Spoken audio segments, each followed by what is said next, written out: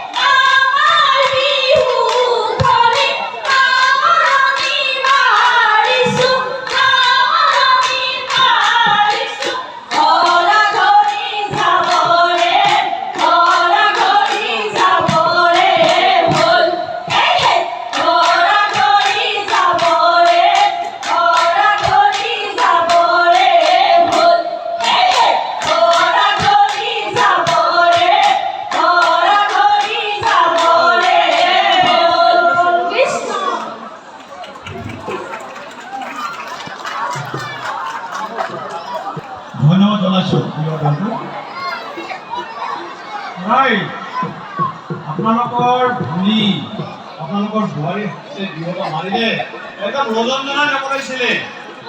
নালাগে হাত চাপৰে গোটেই বেলকৰীয়া ছোৱালী বেলকৰীয়া আমাৰ বোৱাৰীসকলে বিহু আছে মোৰ মনত পৰিছে তাহানি সেই ৰাতি বিহুলৈ কুমাৰ চন্দ্ৰত যেতিয়া